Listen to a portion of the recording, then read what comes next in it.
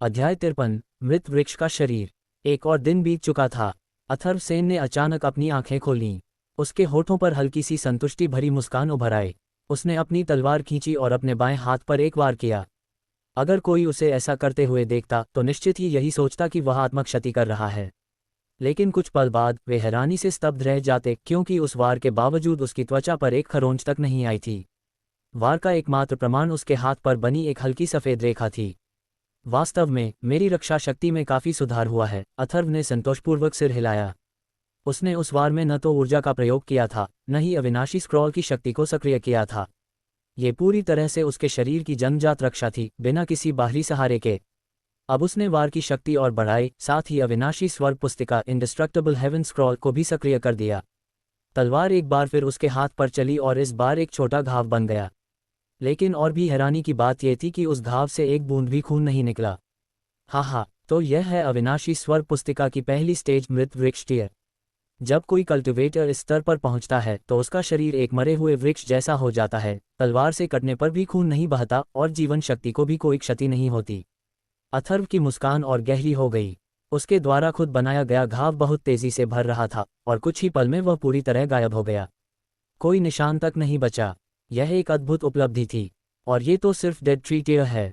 अथर्व को थोड़ा अफसोस भी हुआ, जब वह आगे रॉक क्लिफ टियर तक पहुंचेगा और उसका शरीर चट्टानों जैसा कठोर हो जाएगा, तब उसकी रक्षा और भी उन्नत हो जाएगी। तब कोई भी शक्तिशाली वार उसे जरा भी चोट नहीं पहुंचा पाएगा। आयन शीट टियर और भी अधिक अद्भुत होगा, उसकी शक्ति और भी भयावह हो जाएगी। और जब वह अंततः डायमंड टियर तक पहुंच जाएगा तो यह एक मौलिक परिवर्तन होगा। तब अगर उसका कोई अंग भी कट जाए तो वह वापस उगाएगा। उसकी जीवन शक्ति इतनी प्रचंड होगी कि उसे लगभग अमर कहा जा सकेगा। स्क्रॉल के अनुसार एक बार जब मैं डेड ट्री टियर पूरी तरह से हासिल कर लूंगा तो मैं अविनाशी true fluid indestructible true fluid की एक बूंद को संघनित कर सकूंगा। भविष्य में चाहे मुझे कितनी भी घातक चोट क्यों न लगे, जब तक मैं इस ट्रू फ्लूइड को रिफाइन करता रहूंगा, मेरी चोटें तुरंत ठीक हो जाएंगी। अविनाशी स्वर्ग स्क्रॉल, ये वास्तव में अपने नाम के अनुरूप है। अथर्वसेन ने तुरंत अविनाशी सच्चे द्रव को संघनित करना शुरू नहीं किया। यह एक बहुत ही समय लेने वाली प्रक्रिया थी और इसे थोड़े समय में सफलतापूर्वक पूरा करना संभव नहीं था। हाँ, एक बार जब मैंने मृत वृक्ष का शरीर प्राप्त कर लिया तो मेरी आखिरी और एकमात्र कमजोरी भी समाप्त हो जाएगी। अथर्व बेहद प्रसन्न था। इस दुनिया में कुछ जातियां ऐसी थीं जो जन्म से ही विशेष शक्तियों के साथ आती थीं। जैसे 4 पवन जाति 4 विंड्स रेस, इनकी गति अत्यंत तीव्र होती थी। इतना कि एलिमेंट गैदरिंग टियर का एक सामान्य सदस्य भी गशिंग स्प्रिंग टियर के कल्टिवेटर के बराबर माना जा सकता था। फिर तलवार सशस्त्र जाति स्वॉर्ड आर्म्ड रेस का उदाहरण लीजिए, जिनकी भुजाएं सीधे तीखे ब्लेड में बदल जाती थीं। उनका कल्टिवेशन टियर जितना ऊंचा होता, उनकी ब्लेड उतनी ही अधिक तीव्र और मजबूत बनती जाती। पर इन सबसे भी ज़्यादा खतरनाक थी वाइल्ड थंडर जाति। इनके शरीर में जन्म से ही बिजली होती थी और वे पूरे शरीर पर बिजली लपेटे रहते थे। उनके हमले अत्यधिक शक्तिशाली होते थे। ऐसे शारीरिक गुणों को स्पेशल बॉडी कॉन्स्टिट्यूशन कहा जाता था। चाहे पिछले जीवन में हो या इस जीवन में, अथर्वसेन के पास ऐसा कोई विशेष शरीर नहीं था। लेकिन अविनाशी स्वर्ग स्क्रॉल की साधना ने उसे यह प्राप्त करने का अवसर दिया था। ये लगभग असंभव बात थी, क्योंकि यह प्रकृति के कठोर नियमों को चुनौती देता था। मृत वृक्ष का शरीर केवल निम्न स्तर के विशेष संविधान के बराबर हो सकता है। लेकिन यदि मैं डायमंड बॉडी पाने में सफल हो गया, तो कौन सी जाति मेरे इस विशेष शरीर की बराबरी कर पाएगी? इस जीवन में मुझे अजेय बनना है। मुझे उस मार्ग पर चलना है जिस पर आज तक कोई नहीं चला। मुझे शून्य को चीरना है और खुद ईश्वर बन जाना है। उसने अपने भटके हुए विचारों को संयमित किया और लियू डोंग व बाकियों की ओर नजर डाली। ड्रैगन स्नैक की अस्थि मज्जा का सार बहुत तेजी से खत्म हो रहा था। यदि यह पूरे दिन और रात में भी पचाया नहीं गया तो उसमें पोषण का केवल 10वां हिस्सा ही बचेगा और तब उन्हें शायद ही कोई विशेष लाभ मिल पाए। वास्तव में कुछ ही देर बाद झरना, लियू और बाकी सभी ने अपनी शोधन प्रक्रिया पूरी कर ली और एक एक करके खड़े हो गए। वे अविनाशी स्वर्ग स्क्रॉल की साधना नहीं कर रहे थे, इसलिए अस्थि मज्जा के पूर्ण सार को पचाना उनके लिए संभव नहीं था। फिर भी वे सभी काफी संतुष्ट दिख रहे थे, क्योंकि उन्होंने निश्चित रूप से कुछ लाभ तो प्राप्त किया ही था। बड़े भाई अथर्व, नए साल में अब केवल 10 दिन बचे हैं। हमें वापस लौटना होगा। नए साल के बाद हम ड्रैगन सिटी में फिर मिलेंगे। विदाई। उन पांचों ने अथर्वसेन और झरना, लियू को विदाई दी। हालांकि चेन पेंगजू के चेहरे पर कुछ कहने की झिझक साफ झलक रही थी, फिर भी अंत में वह बिना कुछ कहे हर्षवर्धन ली और बाकी समूह के साथ दूर चला गया। अथर्वसेन ने झरना की ओर देखते हुए पूछा, तो बताओ कैसा रहा? लाभ हुआ? बहुत ज्यादा लाभदायक। झरना ने सिर हिलाते हुए कहा, उसके सुंदर चेहरे पर छिपी हुई खुशी साफ नजर आ रही थी। मेरी शारीरिक सुरक्षा अब एक नए स्तर पर पहुंच चुकी है और मेरी हड्डियां व मांसपेशियां भी काफी मजबूत हो गई हैं। अगर मैं अब गोविंद वर्मा से भिड़ूं तो मैं गारंटी के साथ कह सकती हूं कि उसे 10 चालों के अंदर हराकर गिरा दूंगी। वे राक्षसी जानवर जिनमें राजा के वंश का अंश होता है बेहद दुर्लभ होते हैं, लेकिन उनसे मिलने वाला लाभ भी उतना ही असाधारण होता है। यही वजह थी कि अथर्वसेन ने एलिमेंट गैदरिंग टियर के फर्स्ट स्टेज की चरम स्थिति पर पहुंचते ही यहां आकर साधना की। अगर वह इन शक्तिशाली लाभों को हासिल कर पाता तो उसकी असली ताकत में जबरदस्त उछाल आता और वर्ष के आरंभ में होने वाले ड्रैगन मार्शल टूर्नामेंट में उसकी जीत की संभावना कई गुना बढ़ जाती। यहाँ तक कि लियू कबीला, जिसे रेन देश के सबसे ताकतवर महान कबीलों में गिना जाता था, वह भी ऐसे राक्षसी जानवरों को हासिल करने में सक्षम नहीं रहा होगा जिनमें राजा का खून हो। ऐसे अवसर पूरी तरह भाग्य और किस्मत से ही मिलते हैं। इसके बाद अथर्वसेन ने दूसरी ट्रांसेंडिंग ओरिजिन पिल ली और साधना में जुट गया। उसने हर्षवर्धन ली को भी 2 गोलियां दी थी ताकि उस युवा तलवारधारी की भी सहायता हो सके। हालांकि ली की आगे की सफलता इस पर निर्भर करेगी कि उसमें कितनी क्षमता है और वह कितनी मेहनत करता है। इस पारलौकिक मूल गोली के प्रभाव से अथर्व अब एलिमेंट गैदरिंग टियर के 3rd स्टेज की चरम सीमा तक पहुंच चुका था। लेकिन इस गोली की शक्ति यहीं तक सीमित थी, यह अब उससे आगे की प्रगति में कोई मदद नहीं कर सकती थी। आमतौर पर जैसे जैसे किसी कल्टिवेटर का टियर ऊंचा होता है वैसे वैसे ऐसी गोलियां दुर्लभ हो जाती हैं जो सीधे साधना में बढ़ोतरी कर सकें। उदाहरण के लिए एलिमेंट गैदरिंग टियर के 4th से 6th स्टेज के बीच के कल्टिवेटर को रिवॉल्विंग कॉपिल की जरूरत होती है। लेकिन इसके निर्माण के लिए ऐसे राक्षसी जानवरों के आंतरिक कोर की आवश्यकता होती है जो गशिंग स्प्रिंग टियर में राजा स्तर के हों। गशिंग स्प्रिंग टियर के किसी राक्षसी राजा के कोर से बनी गोली एलिमेंट गैदरिंग टियर के कल्टिवेटर के लिए सचमुच अमूल्य मानी जाती है। अथर्व के पास अभी भी 6 ट्रांसेंडिंग ओरिजिन पिल्स बची थीं। उसने तय किया कि घर लौटने पर वह ये वीरेंद्र सेन को देगा ताकि वे कबीले के भीतर के असाधारण प्रतिभाशाली युवाओं को उपहार स्वरूप सौंप सकें। चलो अब घर की ओर लौटते हैं, अथर्वसेन ने झरना से कहा। झरना, लियू ने एक आकर्षक मुस्कान के साथ कहा। उसे खुद भी इस बात का एहसास नहीं था कि उसका ठंडा स्वभाव धीरे धीरे अथर्वसेन के सामने पिघलता जा रहा है। वे दोनों 7 पवन पर्वत से निकलकर उसी सराय में लौट आए जहां उनके घोड़े बंधे थे। शुल्क का भुगतान करने के बाद उन्होंने अपने घोड़ों को प्रेरित किया और ग्रे क्लाउड टाउन की ओर वापसी की यात्रा पर निकल पड़े। वे दिन में सवारी करते और रात में विश्राम करते। इस समय का उपयोग करते हुए अथर्वसेन ने अविनाशी सच्चे द्रव को संघनित करने की प्रक्रिया शुरू कर दी। 2 दिनों के प्रयास के बाद उसने चावल के दाने के आकार की एक छोटी सी बूंद तैयार कर ली। सिद्धांततः इस बूंद को अपने सबसे प्रभावी रूप में लाने के लिए बीज के आकार तक पहुंचना जरूरी था, लेकिन वर्तमान रूप में भी इसका प्रयोग किया जा सकता था, भले ही उसका प्रभाव बेहद बेहद कमजोर हो। लगता है कि एक बूंद को तैयार करने में लगभग 10 दिन लगेंगे। लेकिन ड्रैगन मार्शल टूर्नामेंट तो अगले साल की शुरुआत में है, यानी अब भी समय है। ये मेरा एक ट्रम्प कार्ड होगा। 7 दिन की यात्रा के बाद वे ग्रे क्लाउड टाउन पहुंच चुके थे। इस दौरान अथर्वसेन ने एलिमेंट गैदरिंग टियर की 4थी स्टेज को भी सफलता से पार कर लिया। उसके लिए ये कोई बड़ी बात नहीं थी। अब साल खत्म होने में केवल 3 दिन बचे थे और पूरा शहर नए साल का जश्न मनाने के लिए लालटेन और रंगीन बैनरों से सजाया जा चुका था। सेन कबीले के निवास में भी खुशी का माहौल था। धर्मपाल सेन की मृत्यु के बाद अब पूरा कबीला वीरेंद्र सेन के नियंत्रण में था और सभी सदस्य अब पहले से ज्यादा एकजुट थे, एक नए रूप की ओर अग्रसर। युवा मास्टर अथर्व, युवा मास्टर अथर्व। जैसे ही अथर्वसेन वहां से गुजरा, सामने आने वाले सभी नौकरों ने झुककर उसका अभिवादन किया। ये वही युवक था जो जल्द ही 17 साल का होने वाला था और अब कोई भी उसे हल्के में लेने की हिम्मत नहीं करता था। वह अब सेन कबीले की भविष्य की रीढ़ था।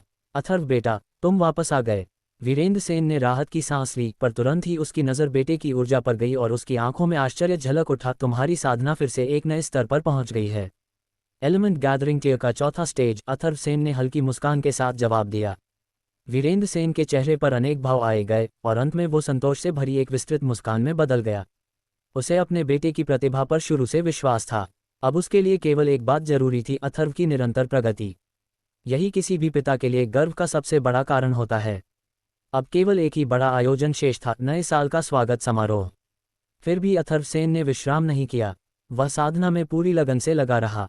उसने खुद के लिए कुछ आत्मा एकत्र करने की गोलियां तैयार कीं। इन गोलियों ने उसकी साधना की गति को थोड़ा तेज करने में मदद की। भले ही असर सीमित था, पर हर छोटी सहायता मायने रखती थी। इधर झरना लियू ने भी तलवार कला में अपनी मजबूत प्रतिभा का प्रदर्शन किया और केवल 10 दिनों की छोटी अवधि में ही उसने एक और तलवार ऊर्जा का फ्लैश उत्पन्न कर दिखाया। अध्याय 54, ड्रैगन सिटी की ओर बढ़ना। अथर्वसेन को ये किसी भी तरह से अजीब नहीं लगा। शुरू से ही झरना लियू मार्शल आर्ट के क्षेत्र में बेहद प्रतिभाशाली रही थी। ये वास्तव में अजीब बात थी कि वह अब तक तलवार ऊर्जा स्वॉर्ड चीक बनाने में सफल नहीं हो पाई थी। अब जब उसने इस क्षेत्र में सफलता हासिल कर ली थी तो ऐसा प्रतीत हो रहा था जैसे उसकी भीतर की सारी क्षमता एक ही झटके में बाहर निकल आई हो और परिणाम भी शानदार रहे। हालांकि तलवार ऊर्जा की तीसरी चमक इतनी आसानी से नहीं बनेगी। झरना लियू के लिए 18 वर्ष की उम्र में 2 बार तलवार ऊर्जा की चमक हासिल करना और युवा शासकों की श्रेणी में आना अपने आप में एक बड़ी बात थी, बल्कि उसे अब उन शक्तिशाली और उत्कृष्ट युवा शासकों में गिना जाने लगा था। रेन देश में मार्शल आर्ट का सामान्य स्तर बहुत ही निम्न था। एक बार अगर कोई भी व्यक्ति कृपाण या तलवार ऊर्जा बनाने में सफल हो जाए तो उसे शासक के रूप में सराहा जाता था। नववर्ष के अवसर पर सेन कबीले की सभी शाखाएं मुख्य निवास पर वसंत आगमन के स्वागत हेतु एकत्र हुईं। आमतौर पर ये शाखा परिवार मुख्य कबीले के निवास के बाहर रहते थे और कबीले के अलग अलग व्यापारों को संभालने की जिम्मेदारी निभाते थे। इन परिवारों में अधिकांश साधारण लोग ही होते थे, केवल कुछ ही सदस्य साधना के मार्ग पर आगे बढ़ पाए थे। आखिरकार हर 10 में से केवल एक व्यक्ति ही ऐसा होता था जिसके पास आत्मा आधारित स्पिरिट बेस होता था। बड़े भैया अथर्व 8 साल की एक नन्ही बच्ची ललिता सेन अथर्व सेन के पीछे पीछे भाग रही थी। नए साल के बाद वह 8 साल की होने वाली थी और उसने पहले ही अपना स्पिरिट बेस जगा लिया था, और वो भी एक निम्न स्तर का अर्थ ग्रेड स्पिरिट बेस। कबीले के नियमों के अनुसार वह ग्रे क्लाउड अकादमी में दाखिला पाने की पात्र थी और कबीला उसे विद्यालय की फीस के साथ साथ साधना के लिए आवश्यक संसाधन भी प्रदान करेगा। हर कोई जानता था कि यदि आपके पास पर्याप्त शक्ति नहीं है तो आप अपनी संपत्ति की रक्षा भी नहीं कर सकते। इसीलिए हर कबीला उन सदस्यों की विशेष देखभाल करता था जो मार्शल आर्ट में प्रतिभा दिखाते थे, और जब कोई असाधारण प्रतिभा वाला सदस्य निकल आता तो वह पूरे कबीले का गौरव बन जाता। ठीक वैसे ही जैसे शाही शहर के 8 महान कुल, वे भी कभी सामान्य परिवार ही थे जिन्होंने ऐसी ही नीति अपनाकर खुद को ऊंचाई तक पहुंचाया। सेन कबीले के अब तक 3 सदस्य ग्रे क्लाउड अकादमी में नामांकित हो चुके थे। अथर्व सेन और आदित्य सेन के अलावा तीसरे सदस्य थे धर्मवीर सेन। हालांकि अब उनकी उम्र अधिक हो चुकी थी, इसलिए नववर्ष के बाद वे अकादमी जाना बंद कर देंगे। इसके बजाय वे कबीले के सुरक्षा विभाग में रक्षक बनकर काम शुरू करेंगे। कुछ वर्षों का अनुभव प्राप्त करने के बाद उन्हें सहायक कप्तान और फिर आगे चलकर मुख्य कप्तान का पद भी सौंपा जा सकता था। स्वाभाविक रूप से सुरक्षा जैसे महत्वपूर्ण विभाग की कमान किसी भरोसेमंद कबीले सदस्य के हाथों में ही होनी चाहिए। इसी बीच जैसे ही ललिता सेन का स्पिरिट बेस जागा, वह भी नववर्ष के बाद ग्रे क्लाउड अकादमी में पढ़ाई शुरू कर देगी। हालांकि अथर्व सेन की कुछ और ही योजनाएं थीं। वह शायद जीवन भर सेन कबीले में नहीं रह सकता था। उसका लक्ष्य भविष्य में मार्शल आर्ट्स के शिखर तक पहुंचना था, और उस दिशा में देखा जाए तो ड्रैगन कंट्री उसके लिए बहुत छोटा था। इसलिए जाने से पहले उसे अपने पिता की कुछ चिंताओं को हल करने के लिए जितना संभव हो सके उतने अधिक प्रतिभाशाली लोगों को तैयार करना था। उसने ललिता सेन को राजधानी ले जाने और वहां सूर्यकुंड विद्या संस्थान में उसका दाखिला कराने का निर्णय लिया। वीरेंद्र सेन पहले ही सूर्यकुंड विद्या संस्थान में नामांकन का स्थान हासिल कर चुका था, और अथर्व सेन निस्संदेह ड्रैगन मार्शल टूर्नामेंट में शीर्ष 50 प्रतिभागियों में स्थान प्राप्त कर सकता था। इस तरह उनके कबीले के पास 2 स्थान हो जाएंगे। बेशक उसका इरादा लड़की की आया नानी बनने का नहीं था। वह निश्चित रूप से उसके माता पिता से कहेगा कि वे राजधानी में उसके साथ जाएं और उसकी रोजमर्रा की जरूरतों का ख्याल रखें। तुम फिर क्यों रो रही हो? अथर्व सेन मुस्कुराया और उसने छोटी लड़की को गोद में उठा लिया। लाली नन्ही ललिता को परेशान कर रहा है, छोटी लड़की ने शिकायतों से भरी आवाज में कहा। बड़े भाई अथर्व, आप नन्ही ललिता की मदद कीजिए और उसे पीटिए। अथर्व सेन ने हंसते हुए उसके सिर पर हाथ फेरा और बोला, तुम दोनों सेन कबीले के सदस्य हो, इसलिए तुम्हें एक दूसरे की मदद करनी चाहिए और साथ देना चाहिए। हमारी मुठ्ठियां बाहरी लोगों के लिए होनी चाहिए, नॉट आवर ओन। लेकिन उसने कहा कि नन्ही ललिता बदसूरत है। लड़की ने मुंह बनाते हुए कहा, हमारी नन्ही ललिता बहुत सुंदर है। तुम अभी एक छोटी सी परी हो और भविष्य में एक महान सुंदरी बनोगी। लाली को तो बस तुमसे जलन होती है, अथर्व ने मुस्कुराते हुए कहा। छोटी लड़की यह सुनकर तुरंत खिल उठी। उसने ताली बजाते हुए कहा, नन्ही ललिता दुनिया की सबसे खूबसूरत लड़की है। फिर थोड़ी देर सोचकर बोली, लेकिन बड़ी बहन झरना लियू सबसे सुंदर है, नन्ही ललिता दूसरी सबसे सुंदर है। अथर्व सेन जोर से हंसते हुए झरना लियू से बोला, वह तुम्हारी तारीफ कर रही है। बड़ी बहन झरना, आप और बड़े भाई अथर्व कब शादी कर रहे हैं? लड़की ने मासूमियत से सिर टेढ़ा कर पूछा। झरना लियू ये सुनकर शर्म से लाल हो गई। वह झट से पलटी और वहां से भाग गई, जिससे ललिता सेन बहुत हैरान रह गई। क्या हुआ अभी अभी? नन्ही ललिता, तुमने मेरी पत्नी को डरा दिया, अब इसकी भरपाई कैसे करोगी? अथर्व ने नकली गुस्से से भौहें सिकोड़कर पूछा। ललिता सेन ने अपना नाखून कुतरा, कुछ देर सोचते हुए कहा, बड़े भाई अथर्व, नन्ही ललिता आपको एक और सुंदर बड़ी बहन ढूंढ कर देगी। आंखें खोली, कहते समय उसकी आंखों में शरारत चमक रही थी। वो हल्के से बुदबुदाया, अपनी हंसी नहीं रोक पाया। अब वक्त आ गया है, बच्चे वही बोलते हैं जो उनके दिल को अच्छा लगता है, और वे मासूम और प्यारे को हैरान कर दूंगा। यह अफसोस की बात थी कि ये पवित्रता जिंदगी भर और दरवाजे की ओर बढ़ा। नए साल के जश्न के बाद दरवाजा खोला, सामने एक लंबा चौड़ा आदमी खड़ा था जो उसका रास्ता रोक रहा था।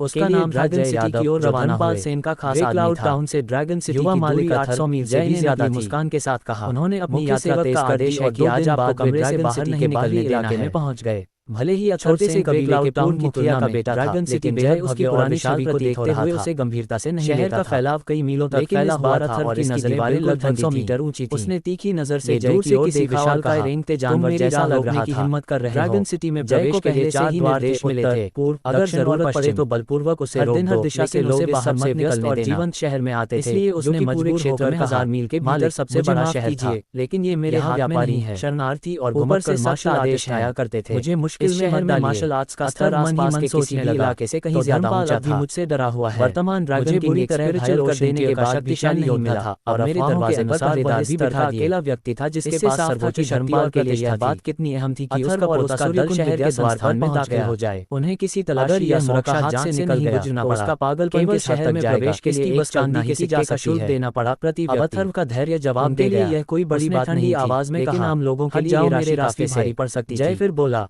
शहर के भीतर ये तो मुख्य सेवक का आदेश दूर दूर तक फैली थी। अथर्व ने एक झटके में उसका चेहरा घुमा दिया। कोई भी नया आगंतुक इसे देखकर दंग रह जाता। तुम फिर भी वहीं खड़े हो। वीरेंद्र सेन पहले भी यहां आ चुके थे और यहां तक कि मुझे थप्पड़ मार चुके थे। ये कचरा अब ऐसा बर्ताव कर रहा है।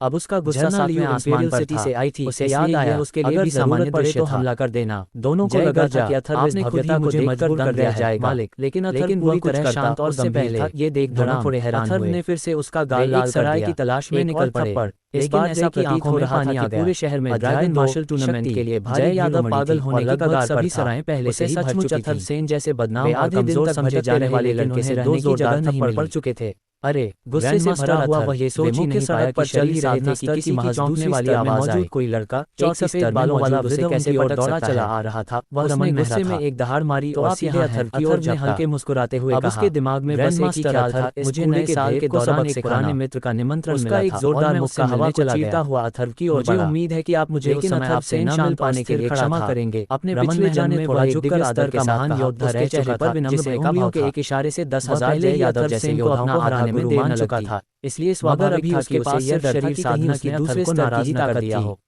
ताकत में सिर हिलाते हुए मुस्कुराकर कहा, और समझदारी ग्रैंड मास्टर कहने की जरूरत नहीं है। ये शरीर भले ही नया हो, लेकिन इसे चला रहा था एक अनुभवी योद्धा इस जीवन में अनगिनत लड़ाइयां लिया था कि वह फिर से एक सामान्य से किरदार के हाथ में पैर हिलाएगा। अथर्व उसकी चाल समझ के साथ आगे बढ़ेगा और अलग अलग दिमाग पहले ही उसके अगले कदम का अंदाजा लगा लेते। वरना नतीजा ये हमेशा जैसे ही जय का मुक्का बना रहा। अथर्व पहले ही उसकी चाल को जो सम्मान और ऊंचा दर्जा मिलता है, उस कारण कौन सा प्रतिभाशाली व्यक्ति उसके सामने खड़े होने पर हिम्मत करता। आत्मविश्वास भरी मुस्कान रमन मेहरा ने बार बार उसे पूरा यकीन था कि उसके गुरु और शिक्षाओं का गहरा सम्मान करने वाला प्रतिरोध टूट जाएगा और वह पूरी तरह पहले भी उसे मार्गदर्शन देकर उपकार किया था। उसे लगा कि निशाना लग गया है, पहले से ही गुरु के समान स्थान पा चुका था। एक पल में हैरानी छा गई। गुरु को बिना किसी सम्मान के सीधे नाम का मुकार था। उसके लिए चेहरे पर लगा जैसा, लेकिन हकीकत में वह कुछ मिलीमीटर से चूक गया था। अथर्व ने पर एक कदम दिखाते हुए आधे मजाकिया लहजे में कहा, ये बात अब हो गई है।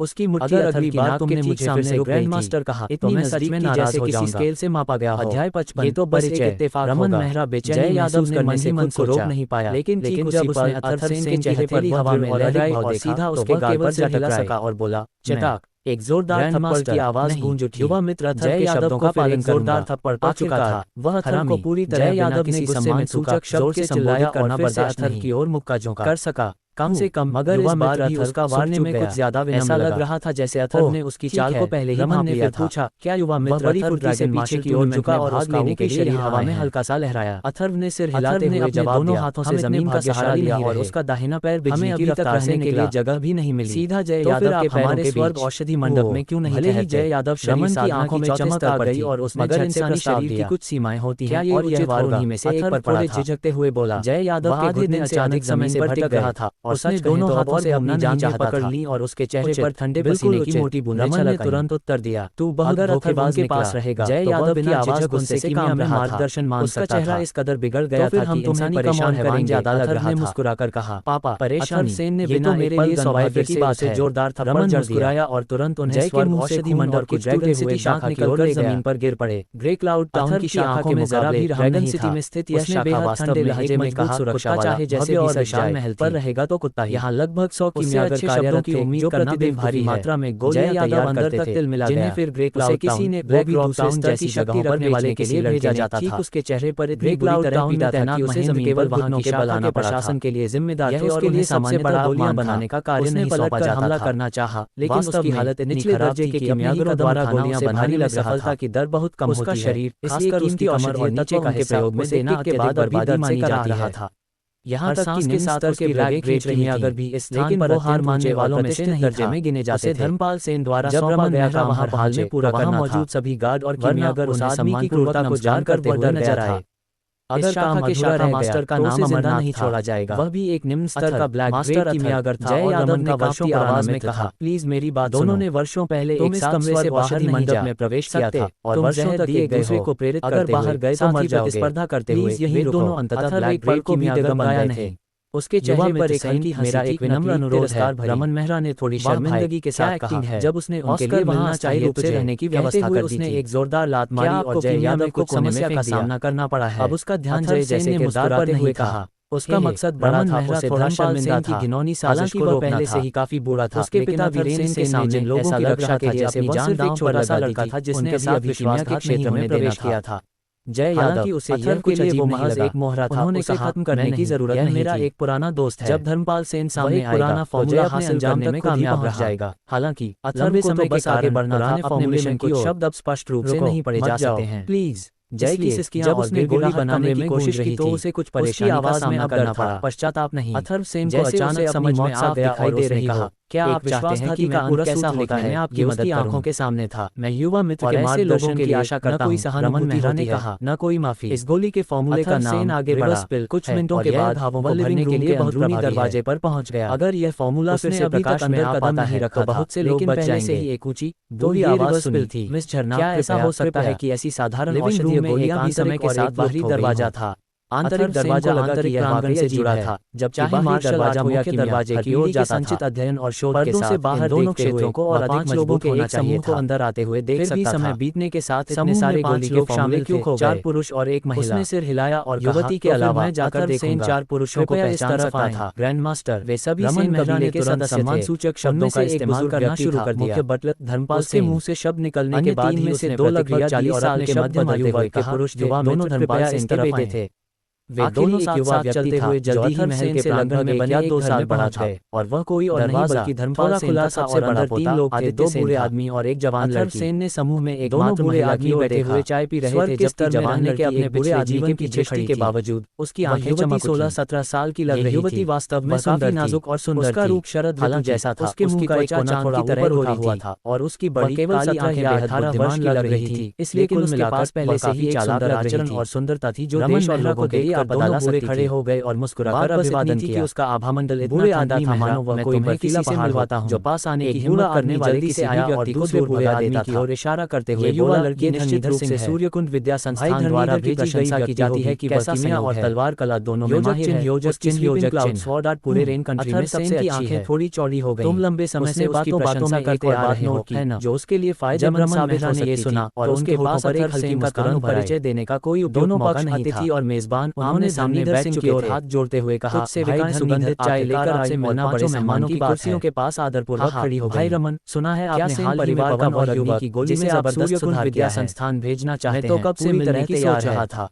आज मौका ने पहली बार धर्मनीधर सिंह ने मुस्कुराते हुए जवाब दिया। एक साथ ठंडापन और मिठास दूसरे सज्जन उसमें थोड़ा सा उपेक्षा भाव भी झलक रहा था। भाई धर्मनीधर और सबसे ज्यादा चिढ़ आप दोनों को किसी से विशेष संबंध या सिफारिश के जरिए संस्थान में दाखिल को दोनों से परिचय कराने की कोशिश की। उसे यहाँ भेजा गया था। पर जिस युवक को हमने भाई धर्मनीधर को यहाँ बुला ही लिया मानने जा रही थी, हम तीनों मिलकर उसका व्यवहार के भीतर रिवर्सल का फॉर्मूला तैयार करें। तैयार है? अमरनाथ ने उत्साहित स्वर में कहा। सेन ने तुरंत मुझे बस परिचय देना था। भले ही वह इस युवती के दादा की उम्र का था, मुझे बहुत बड़ा बना रहे हैं। शक्ति बराबर आर्थिक तत्व एकत्रीकरण क्षेत्र तो तलवारबाजी है। युद्ध कला की दुनिया में किसी की ताकत उसकी उम्र से नहीं, उसकी साधना और क्षमता से आंकी जाती थी। मैं तो बस किनारे से सुझाव देता रहूंगा। शक्तिशाली को ही मिलती थी। ने हंसते हुए फिर से रमन मेहरा को ये भी महसूस हुआ कि यह युवती शायद उससे भी स्वाभाविक तौर पर यही मान बैठे थे कि एकत्रीकरण के छठे स्तर पर था कोई जूनियर युवती सातवें या शायद आठवें स्तर पर ज्यादा तवज्जो नहीं हो सकती थी। उसी समय एक नौजवान लड़की अथर्व सेन के पास आए और उसके चारों तरफ दो चक्कर लगाकर उसे ऊपर नीचे देखने लगी। वह अपनी जुबान से विश्वास की आवाज़ें निकाल रही थी, आदित्य सेन जैसे किसी परिवार के वर्तमान मुखिया वीरेंद्र सेन से भी ज्यादा मास्टर रमन के शिष्य हैं। और तब वह उसे कबीले का अगला उत्तराधिकारी बनने में मदद करेगा। ओह आदित्य ने जल्दी आओ मास्टर रमन की परीक्षा पास नहीं की, नमस्कार करो। लड़की ने खुद को बड़ा समझते हुए अपने पोते आदित्य सेन से अथर्व के कंधे पर हाथ मारा और बोली, आदित्य ने आदर से रमन झुकाते हुए शिष्य मान लिया है। झरना ने अपने हाथ सीने पर मुड़े और उस युवक को देखा जिसे सेन परिवार का अच्छे से ख्याल समझा जाता था। अगर कोई तुम्हें परेशान करे तो बस मेरा नाम ले लेना। और इस तरह के लोग अक्सर अपने आप ही शर्मिंदा महसूस करते हैं। नाम बताऊं? झरना पता नहीं देखकर आदित्य ने कहा। लड़की ने अपना हाथ बड़ी बहन पर रखा और बार-बार से हिलाता है, हे भगवान तुम किस आंखों में एक अलग ही चमक थी। मैं तारा प्रिया हूं, ड्रैगन और घराने की सातवीं राजकुमारी। शक्तिशाली युवती को देखकर उसके भीतर एक नई महत्वाकांक्षा जागी। राजकुमारी उसकी नजर लगा कि अगर वह झरना के साथ समय बिताने का मौका पा सके तो शायद तुम्हारी बड़ी बहन में सफल हो जाएगा। तारा प्रिया ने झल्लाते हुए कहा, चौंकी। मेरे याद था कि सेन परिवार के जिस व्यक्ति को असाधारण प्रतिभावान से मिलवाना चाहता हूं, उसका नाम अब जाकर रमन मेहरा को अथर्व सेन को उचित रूप से पेश करने का मौका नहीं था। उसे बस सेन परिवार के एक योग्य व्यक्ति को संस्थान ले जाना था। चूंकि तुम तैयार हो पवन और अग्नि की गोली को तैयार करने में उनकी मदद के बिना मुझे शायद कुमारी झरना लग जाते। क्यों ना आप हमारे इस साधारण निवास में कुछ धरनीधर सिंह दोनों हम अपनी कृतज्ञता का एक छोटा सा परिचय दे सके। रमन मेहरा की ओर धर्मपाल सेन ने जल्दी से कह रहा था। वह इस युवा और शक्तिशाली युवती के करीब आना चाहता था ताकि भविष्य में बस एक साधारण ध्यान ही रख सके। लेकिन अब वह ग्रैंड मास्टर आवश्यकता नहीं। युवा मित्र झरना ने ठंडे स्वर में कहा, मतलब मुनि और चलने ही वाली थी कि तभी बूढ़े रमन आप मजाक कर रहे रुकिए है ना। एक दृढ़ आवाज गूंजी और अथर्व सेन बाहर आया। रमन मेहरा की आंखें गंभीर और उसके साथ बैठे लोगों के चेहरे में मजाक नहीं थोड़ा बदल गया। अब धरनीधर सिंह और अमर जितना भी कमजोर या निकम्मा समझते हो, पर अब वो सामने आ चुका था। उनकी नजरों में एक अलग ही सम्मान था। कमजोर अपनी जगह पर आ जाए तो कोई का फॉर्मूला कौन चाहता है महसूस होती है। इतना छोटा चाहे वह मार्शल कला का क्षेत्र हो या की शैली के अनुसार संशोधित किया गया है। योजक चिन्ह योजक चिन्ह। छोटे भाई अथर्व 18 साल घायल तो मान लो कि वह जन्म से जल्दी से अपने कमरे में जाकर आराम करो। आदित्य सेन ने कितने वर्षों का अनुभव अर्जित किया होगा। वह तुरंत आगे बढ़ा और अथर्व सेन है जिसने भारी मात्रा में गोलियां बनाने की सहारा से गुजरे बिना, लेकिन उसकी मंशा कुछ उससे पहले कि उसे कोई पहचान तो पहले ही पल अथर्व पर हावी हो जाना चाहता। परिवार का उत्तराधिकारी है जो कि बिना उसे नीचा दिखाने की फिराक में था। अमरनाथ ने बहुत विनम्रता से पूछा, शरीर साधना रमन मेहरा को चरण पर जानते थे और उसकी ताकत ऐसी थी वह इस विषय में मजाक नहीं कर किसी सामान्य व्यक्ति से नहीं की जा सकती। यह सब सीखा है। अथर्व सेन ने शांत स्वर में कहा, बीमार हैं मैं आपको तो पहले ही कीमियागर सम्राट था। वह किसी परिशोधन उत्तराधिकारी कैसे हो सकता है। कुल 9 चरण होते हैं। अमरनाथ और भी ज्यादा चौंक गए। तीसरे चरण को आमतौर पर प्रारंभिक स्तर कहा जाता है। मेहरा मजाक कर रहे हैं। चौथे से छठे चरण को मध्य सबसे महत्वपूर्ण चीज होती थी। चरण को अंतिम स्तर कहा जाता है। गोली के फॉर्मूले की बात करें कि बिना गुरु व्यावहारिक अंतर होता है। शिक्षा के कोई इन्हें कैसे हासिल कर सकता है। जैसे चरण ऊंचा होता जाता है सोचे अंतर और क्या मजाक आ जाता है। हर गोली का फॉर्मूला कीमियागरों के साधक को अगर मेहनत चरण के साधक से गिरना पड़े, अगर कोई अपने दम पर ज्यादा लाभ मिलेगा गोली फॉर्मूला बनाना चाहे तो जीवन साधक अगर दूसरे चरण वाले से 1-2 बना पाएगा तो ये लाभ भी बड़ा नहीं के बिना कि उसका असर भी होगा। अथर्व सेन और जय यादव के बीच केवल 2 चरणों का फॉर्मूला निकालिए। रमन मेहरा ने आग्रह किया। बीच की शक्ति में बड़ा विश्वास था कि जब तक आदित्य सेन मदद करता परिशोधन स्तर के साथ वे चरण हैरानी नहीं छुपा पाएंगे। यानी वह अंतिम स्तर में था। थोड़ा अथर्व सेन से 2 चरण ही रिवर्स पिल का फॉर्मूला पूरा नहीं था। इतना बड़ा था कि उसे पार करना लगभग असंभव के लिए उन्होंने बहुत कुछ त्याग किया। सेन पहले स्वर्ग का एक महान योद्धा रहा कला की पुस्तक जैसा था। कोई वैसी शक्ति या आधार नहीं था। तो फिर अमर अब क्या किया जाए कर सकते। योजक चिन्ह योजक तुरंत सिर हिलाया। अथर्व सेन की आंखें एकदम गंभीर एक नजर पाने के जैसे ही आदित्य सेन की हथेली उसकी ओर बढ़ी। शर्त पर कि वे रिवर्स का फायदा उठाते हुए अचानक अपनी मुट्ठी उठा ली और हमला कर दिया। कीमत और भी ज्यादा होती। आदित्य सेन उपहास के भाव को अपने क्या समझता है कि गोली का फॉर्मूला ऐसे ही देख लेगा। भले ही उसे यह नहीं मालूम था कि रमन मेहरा की ओर से पहुंचा, लेकिन यह नहीं थी कि उन्हें अपने इस पुराने दोस्त पर भरोसा नहीं जाना जाता था, बल्कि वह उसके लिए कोई खतरा कैसे बन सकता था। और उन्हें लगता था कि आंतरिक ऊर्जा का संचार भरोसेमंद नहीं है, जिससे उसकी छाती की मांसपेशियां सख्त होकर लोहे जैसी हो गई। क्या तुम मुझ पर भरोसा नहीं करते? क्या हुआ अगर मुझे उससे 1-2 झटके लग भी गए? यह कोई साधारण जरूरी नहीं था कि इसे रोका जाए और इसे बोलने का मौका न दिया जाए। उसकी बस एक ही चाह थी, बिल्कुल आश्वस्त था, का अनुसरण करना और उसकी शिक्षाओं पर एक हल्की मुस्कान उभर आए। दुर्भाग्य से आदित्य सेन की योग्यता नहीं थी वैसी ही थी जैसी उसे शिष्य के रूप में स्वीकार करता। इस बार तुम्हें दर्द जरूर महसूस होगा, इतनी भी समझ नहीं थी, क्योंकि आदित्य सेन ने कोई क्षमता पर संदेह कर डाला का सीधा लिया कि उसकी छाती पर पूरी ताकत से देखने के काबिल नहीं है। आदित्य सेन अब तिरस्कार से मुस्कुरा रहा था, जैसे ये कोई सामान्य बात के चेहरे का लिहाज न बढ़ाकर तो वह अब तक धनीधर सिंह से भिड़ चुका होता। मैं तुम्हें वापस भेज देता हूं। से अपनी भौहें सिकोड़ ली, पर उसका वाक्य पूरा भी नहीं हुआ था कि उसके मन मेहरा पर भरोसा करता था। और ये तो दर्जनों वर्षों से दोस्त थे, ऐसा महसूस जानता कि रमन किस तरह का इंसान रही हो। मानो वह अपने सभी आंतरिक अंगों को छोटा कर देने वाला हो कि वह ग्रैंड मास्टर अल्केमिस्ट जैसा तो जमीन पर गिर पड़ा। उसका चेहरा पीला और बेहद डरावना हो गया था। बहुत अच्छा। रमन मेहरा ने अमरनाथ की आंखों में संदेह देख लिया और वह इतने गुस्से में आ गया कि उसकी छाती लगातार 7 कदम पीछे की ओर दगमगाया। और जब उसकी पीठ पीछे की पत्थर की दीवार से जा टकराई, आज के बाद से हमारी दोस्ती खत्म।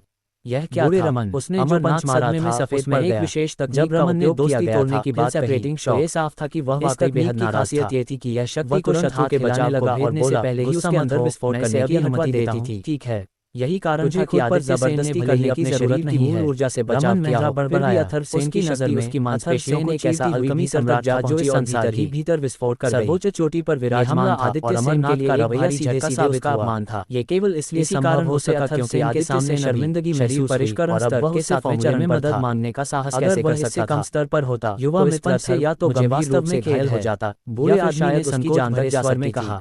अथर्व सेन ने बस अपने महान योद्धाओं से किसी को हल्के में लेना खुद पर मुसीबत बुलाने जैसा होता है। क्या आपको लगता है कि मैं रिवर्स शरीर परिष्करण का 7वां चरण मानता हूं? शरीर परिष्करण का ही चरण तो लीजिए, मैं आपको कुछ पलटवार करने वाले नाम गिना देता हूं। इतनी तीव्र थी कि अथर्व सेन उसे पूरी तरह से नहीं पाया। 1000 फूलों वाला फल, झटके की तीव्रता से वह खुद भी लड़खड़ा गया और पीछे 10 से ज्यादा औषधीय सामग्री के नाम गिना डाले। उसके दाहिने हाथ में तेज झटका लगा तो कुछ समझ ही नहीं पा रहा था कि वह क्या बोल रहा है। लेकिन अथर्व सेन अमरनाथ के चेहरे के हाव भाव लगातार बदलते जा रहे थे। बाएं हाथ की मदद से लगे थे और उसकी निगाहें वापस अपनी जगह पर मोड़ दिया बिना किसी हिचकिचाहट के। भला वह ये कैसे न समझता कि धर्मपाल क्या कह रहा था। उनके साथ खड़े अन्य लोग अंततः इस पूरी स्थिति पर प्रतिक्रिया से संबंधित थे। वे सभी 3 सामग्री ऐसी और आश्चर्य से भरे हुए धुंधली थी। गुस्से में इसलिए क्योंकि अथर्व सेन ने वास्तव में आदित्य सेन को घायल कर दिया था। वही सामग्री गिनाई। आश्चर्य में इसलिए क्योंकि उसके मन में एक ही सवाल बार-बार घूम रहा था। क्या मजाक था? इस बेकार निकम्मे को आज ये अधूरा सूत्र भी निकालने की हिम्मत नहीं कर सका। कुछ नौकरानियां पूरी तरह से शर्मिंदगी में ये वही यंग मास्टर अथर्व सेन था जिसे वे अब तक जानती थी। उसमें घुस जाना चाहता था। वो इतना निर्दयी कैसे हो सकता है कि सिर्फ इस अमरनाथ की अज्ञानता को क्षमा करें। गंभीर रूप से घायल कर दिया। अमरनाथ ने अपने हाथ जोड़ लिए, प्रतिभाशाली माना जाता रहा है कि उसका सिर हालत से खराब हो गई थी उसे खून ये दर्शाता था कि यह माफी कितनी सम्मानजनक थी। तेरी हिम्मत कैसे हुई बिल्कुल शांत दिखाने की? वह दयालुता से अमरनाथ का मार्गदर्शन करने आया था। आदित्य तो सिर्फ तेरी भलाई चाहता था। संदेह का सामना करना पड़ा छोड़ने आया कैसे और तूने उसे इस तरह पीट दिया। धरणीधर सिंह को अब हरामी यकीन हो गया कि ये दोनों बुरे लोग इस छोटे से इल्जाम लगाकर जुबानी हमला कर दिया चुके हैं। आदित्य सेन ने जब अपनी सांसें थोड़ी संभाली और उसकी नजर फिर से अथर्व सेन पर कौन सी चाल चल रहे हो में खून कर अगर तुम मुझे धोखा देना चाहते हो तो यह सूर्यकुंड विद्या संस्थान का एक टैलेंटेड युवक था। अब आप चले जाए उसे एक बेकार समझे जाने वाले इंसान से हार का स्वाद चखना में बोला। उसके अहंकार को यह अपमान बर्दाश्त नहीं उछल पड़ा। अथर्व सेन तुम्हारा दिमाग किसी पूरी तरह नजरअंदाज किया और सीधा झरना की ओर देखा। अभी तक तुम मेरे ही साथ बीमार हैं और अब मुझ पर ही भाला तान रहे हो। एक कदम आगे बढ़ चुका था लेकिन ये सुनते ही उसने खुद को जबरदस्ती रोक लिया। उसका चेहरा भी सख्त हो गया। विद्या संस्थान की छात्र मुझे दिए और वह संस्था बाद में किसी के शाही परिवार द्वारा स्थापित की गई थी। लेकिन इस समय आपका यहाँ स्वागत नहीं को मिलता था जिनकी पृष्ठभूमि बेहद ताकतवर और प्रभावशाली धरणीधर सिंह की बातों में आकर ग्रैंड मास्टर अल्केमिस्ट से मिलने का अवसर ही ऊपर की होती। इसलिए उसके मन में जो भी थोड़ी बहुत तो साफ कह दिया कि वो बीमार है। वह अब समाप्त हो चुकी थी। अब वह तो जैसे उसका सिर ही कलम कर देना चाहता हो। अब वीरेंद्र सेन को भी किसी भी अल्केमी मास्टर के लिए किसी प्राचीन बोली के सूत्र को फिर से प्राप्त करना सबसे बड़ा काम हो जाएगा और वो बहुत आसानी से कबीले का मुखिया बन जाएगा। धरणीधर सिंह का चेहरा पीला पड़ गया था। कमाल है, एक ऐसा व्यक्ति जो अल्केमी और मार्शल आर्ट्स दोनों में पारंगत हो कभी सोचा भी समाज में कि तुम्हारा बेटा न सिर्फ बेकार निकलेगा दरवाजा बर्बादी की कगार पर भी पहुंचा से लौंडे की वजह से। योजक चिन्ह कैसे न क्रोधित होता। जब झरना ने अथर्व सेन को देखा वह दरवाजे से बाहर निकल गया। घृणा की झलक जाते जाते उसकी नजर अथर्व सेन पर पड़ी और बेहद ठंडी नजरों से भर राजधानी के 8 महान कुलों में से एक ने सारा दोष राजकुमारी पर मर दिया था।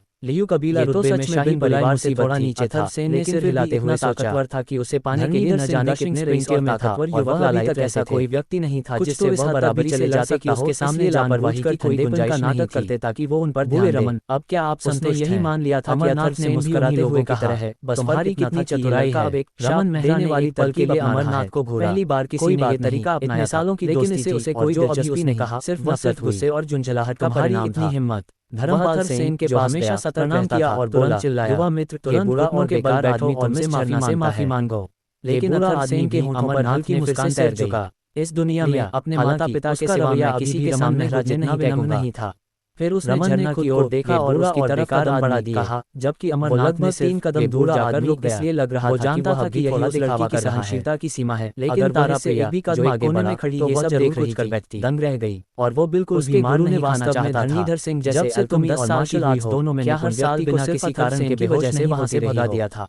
शुरुआत में ये साल में झगड़ा भी उसी के लिए शुरू कर दिया, बार होने लगा। ये बदमाश लड़का तो सच में बेहद काबिल एक बार तुम्हें चक्कर आ जाता है, कतार में शामिल हो। अथर्व सेन की आवाज बेहद टेबल पर गया और एक कलम और कागज उठा लिया, बस झरना ही सुन पाए। बेहद सुंदर लिखावट के साथ चेहरा तुरंत उस कागज पर लिखना शुरू कर दिया। बहुत ही निजी बीमारी थी जिसके बारे में बहुत कम लोग जानते थे। पेन को कागज से हटा लिया, कबीले में भी गिने चुने लोगों को ही इसकी जानकारी जिस पर उसने लिखा था। लेकिन अमरनाथ सेन को ये कैसे पता था? उसने हैरानी से उसकी ओर की वजह से उसने अमरनाथ की मदद करने का फैसला किया था। भी पता है आखिरकार बिल्कुल वह बूढ़ा हमेशा उसकी सेवा में लगा रहता था, और कई बार उसकी सहायता कर चुका होता तो वो ऐसे चौंकाने वाले शब्द कभी न कहता कि उसी ने अथर्व सेन को काल ड्रैगन घास के समस्या की जानकारी दी। ये देवताओं का एक विशेष अभिशाप को वह कागज मिला और उसकी नजर में ये त्रिकाल विश्व के चेहरे पर आश्चर्य और प्रसन्नता 20 साल तक ही जीवित रह पाते हैं। ये रिवर्स पिल का फॉर्मूला था। 20वें वर्ष में एक बार फिर बेहोश केवल औषधीय घटक होश में जो उसके अधूरे फॉर्मूले में थे, झरना चुप रही मात्राएं भी उसके चेहरे पर हल्का झटका साफ नजर आया। इसके अलावा उसमें 3 अतिरिक्त की बातों पर सहज रूप से फॉर्मूले से पहचाना नहीं जा सका था। लक्षण और गंभीर अमरनाथ अत्यधिक उसके परिवार ने उसे राजधानी के सबसे प्रसिद्ध वैद्यों और डॉक्टरों तक ले जाया। दुर्लभ औषधि माना जाता था, कोई भी जिसका उस बीमारी का इलाज कर चुका था और न ही उसका नाम ही बता पाया। वह अधूरा फॉर्मूला प्राप्त करने के लिए एक बड़ी भविष्यवाणी की थी, लेकिन वह दरअसल बार कई कीमियागरों द्वारा अनुमानित रचना ऐसा आएगा जब वो पुनः संकलित करने की कोशिश की थी, परंतु जब उसे आखिरकार अपनी बीमारी का नाम पता चल गया था को तैयार करने में सफल हो जाता तो कीमियागरों की दुनिया में उसका स्थान एकदम नए शिखर पर पहुंच जाता। इतने सारे अनुभवी डॉक्टर और आलिम कुछ पहले तो वह अथर्व सेन को वह अधूरा फॉर्मूला दिखाने से भी रखना रहा होगी। यही उसने सोचा, वही सच्चाई उसके मुंह पर तमाचा मार रही सकता हूं।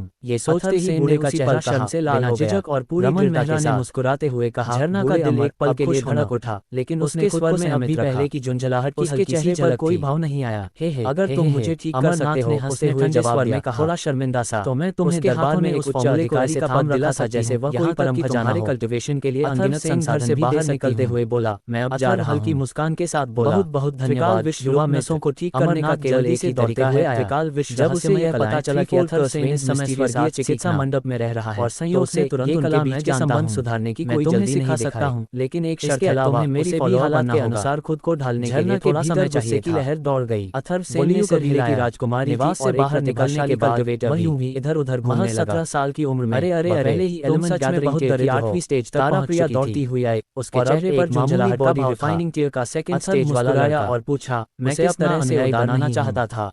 उसे ये आत्मविश्वास आखिर आया शिष्य नहीं हो और गलत मुझे सबके सामने शर्मिंदा करा दिया। तुम्हें एक व्यापक क्षितिज दे सकता हूं। हुए कहा, उसने तो यहाँ मार्शल दिया था कि वह स्तर तक बड़ी बहन शिष्य बनेगी और भविष्य में उसका ख्याल रखेगी। 4 महान वृद्ध उसने कभी सोचा भी नहीं था कि यह लड़का इतना खतरनाक निकलेगा कि धरणीधर सिंह तक को भगा देगा। सेन के मीठे प्रलोभन का पालन कहा कि मैं उनका शिष्य त्रिकाल विश्व ये तो तुम्ही थी जिसने ऐसा मान लिया, लेकिन हर सिर हिलाते हमेशा आशा होती है। मुझे फर्क नहीं पड़ता, जिनके भीतर ये मुझे मुआवजा देना ही होगा। पास अक्सर तारा प्रिया ने बेशर्मी से कहा, स्पिरिट बेस भी होती है, मुझसे कैसे मुआवजा चाहती है। त्रिकाल विश्व तकनीक में प्रशिक्षण शुरू हो जाए। ने थोड़ी देर सिर झुकाकर सोचा और साधना के मार्ग में उड़ान भर सोचा नहीं। जलहाल तुम मुझ पर एहसानमंद उत्सुकता को रोक नहीं पाए। क्या तुमने मार्शल टूर्नामेंट में हिस्सा लेने आए हो? उसके जीवन का केंद्र था। बिल्कुल। अथर्व ने सिर हिलाया। पहला आदेश, मैं तुम्हें पर्दे के पीछे दिल में हल्का जानकारी दूंगी, लेकिन अथर्व सेन का अनुयायी बनना उसके लिए असंभव था। टूर्नामेंट में काफी सारे अपने गुलाबी होठों को हल्के से काटते हुए उसने कहा, मेरा चौथा बड़ा भाई तो निश्चित रूप से पहले स्थान पर आएगा। मुस्कुराया। उसके अलावा तत्व एकत्रीकरण संप्रदाय से तामिश खान भी आ रहा है ना? सुना है कि वह एलिमेंट गैदरिंग दिखाने के लिए स्टेज में है और उसने येलो ग्रेड की मार्शल आर्ट तकनीक त्रिकाल हेवनली में महारत हासिल कर ली है योजना शीर्ष पर तीन कि मेरे भाई ने भी उसकी खूब तारीफ की दृष्टिकोण को चकनाचूर करते हैं। ड्रैगन मार्शल टूर्नामेंट में वह 5वें स्थान पर था। झरना को कोई चिंता नहीं हुई। जिनका लड़का तो बॉडी रिफाइनिंग टियर का सेकंड स्टेज प्रतिभाशाली था, वह कौन सा ऐसा चौंकाने वाला मौका प्राप्त कर जान सकता था। अफवाह है कि उसके लगा ये बस रहस्यमय देखने का नाटक है, लेकिन जैसे ही उसने ये 2 छठे स्थान पर था, उसके शरीर के भीतर की मिनट ऊर्जा बिना किसी कारण कंपन करने लगी। ऐसा लगा जैसे एक जबरदस्त प्रतिभा है। स्टेज का दरवाजा खुल रहा हो।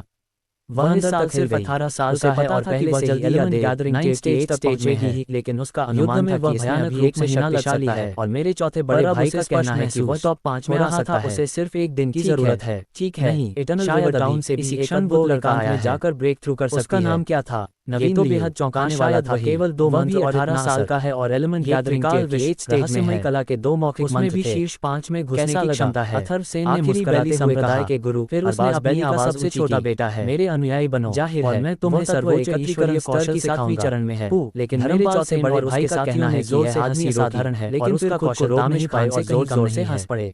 लड़की से ज्यादा मजेदार विराट क्या हो सकता था, जिसका उपनाम अनाथ और बेकार लड़का, और वो बेहद प्रतिभाशाली और बहुत शक्तिशाली लड़की को अपना अनुयायी बनाना चाहता है में कहा था। और उसने ये भी कह दिया कि वो उसे सर्वोच्च ईश्वरीय कौशल सिखाएगा। घमंडी नहीं था। वाह, क्या गजब का हाथ में बहुत सारे तुरों के पत्ते थे और शायद इसके पास किसी ऐसे नामों के बारे में नहीं सोच सकता था जो पूरे तत्वसभा स्तर पर उसके साथ बराबरी पर लड़ सके। का कोई अंदाजा ही कम से कम ये तो सरासर मजाक है। ड्रैगन सिटी में ऐसे किसी व्यक्ति के बारे में नहीं सोच सकता था। छोटे मुंह पर हाथ रखकर उसने सिर हिलाया और कहा, आपकी अंदरूनी जानकारी के लिए धन्यवाद। की पृष्ठभूमि क्या है और साथ ही यह भी कि चौथा बड़ा भाई कल झरना के दावत का आयोजन कर रहा है, व्यवहार करता है, तुम भी क्यों नहीं आते? इसका मतलब ये था कि झरना कितनी केवल मार्शल कलाकारों को आमंत्रित किया गया है जिनके पास इस बार ड्रैगन मार्शल टूर्नामेंट में शीर्ष 50 में आने का मौका है। सेन के सामने आ खड़ी हुई। अथर्व सेन अपनी मुस्कुराहट का दाहिना हाथ चमक उठा और उसके बड़े भाई को यहाँ के लोगों का समर्थन मिल रहा है। त्रिकाल विश्व रहस्यमय कलाओं का पाठ सुना। तारा प्रिया ने मैं तुम्हें अभी मार डालूंगी। अगर विराट सिंघल भविष्य में ड्रैगन राजा का पद प्राप्त करना चाहता था, झरना से ऐसी बात कहने का शुरू करना होगा। इसलिए उसने पहले यह अनुमान लगा लिया था कि जो बहुत प्रतिभाशाली या बहुत शक्तिशाली हो, वह केवल मुस्कुराया और बोलेगा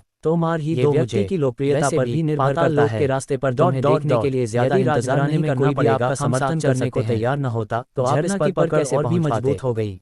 हालांकि चौथा बड़ा भाई मार्शल आर्ट के क्षेत्र में बेहद प्रतिभाशाली है, लेकिन सबसे बड़े भाई ने 10 साल से ज्यादा समय की कड़ी मेहनत के जरिए अपना समर्थन जुटाया है। कुछ ही क्षणों में इसके अलावा चेहरा सबसे बड़े भाई की आंखें कबीले के मुखिया और उसके चारों अंग झटकों से फड़कने लगे। लियू कबीले के समर्थन और कृपा से उसके साथ ही कौन विशाल खड़े थे, यह अभी भी उन्हें कोई चिंता नहीं थी, बल्कि उनकी सबसे बड़े हाथों को मुट्ठियों में बांध लिया था। उसका चेहरा अभी से भरा हुआ था, मानो वह चाहोगे या नहीं दोनों भाई तुरंत लड़ाई शुरू कर दें और उसे अपने दिल की इच्छा के अनुसार इसे देखने दें। योजक चिन्ह राजा के घराने के अलावा ड्रैगन सिटी में 4 अन्य महान हल्के में जिन्हें कम करके नहीं आंका जा सकता था। लिंक कबीले क्रमशः बेहद खतरनाक जगह बन चुका था। जिन कबीले एक मजबूत अंगरक्षक की आवश्यकता थी, कबीले के साथ अपने घनिष्ठ संबंधों के कारण सबसे बड़े राजकुमार को राजा के पद के लिए लड़ाई में वास्तव में अपना रक्षक बनाना था। अथर्व सेन ने इस बारे में कुछ देर तक सोचा और जब तक उसके पास दिमाग को मजबूत बनाने का अवसर था, राजा के पद के लिए इस लड़ाई का उसके क्या लेना देना औकात।